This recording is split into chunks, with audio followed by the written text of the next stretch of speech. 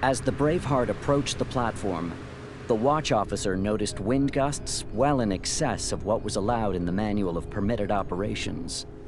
And as he was trying to decide whether the captain should be called to assess the situation, the port main propeller pitch suddenly moved to full ahead. The vessel moved sharply ahead and swung towards the platform. A strong gust of wind added to its momentum, and the Braveheart smashed into one of the platform's legs. The impact resulted in structural damage to both the platform and the vessel. A crew member was seriously injured and airlifted ashore for treatment. The platform shut in production, and non-essential staff were evacuated while the extent of the damage was investigated. As soon as the team received confirmation that the pressure on both sides had been vented, they opened the receiver door to find that the stuck pig was close enough to be pulled out with a tool.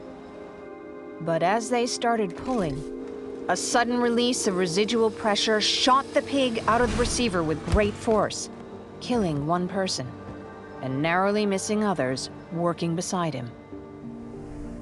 The Braveheart had been checked by a third-party inspector before she'd set out.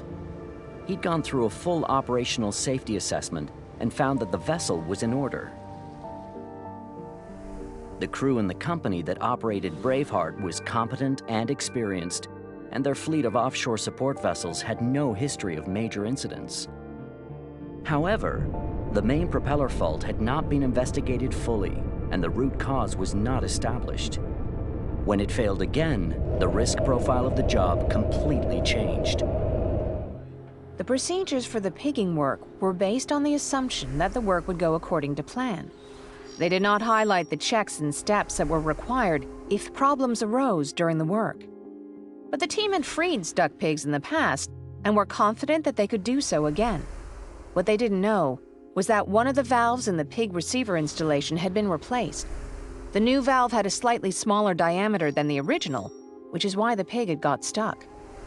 When the change was made, no one thought that it would impact pipeline operations, which meant that the management of change process was not used to identify and mitigate risks. That seemingly insignificant change turned out to not only be important, it ultimately contributed to a tragedy.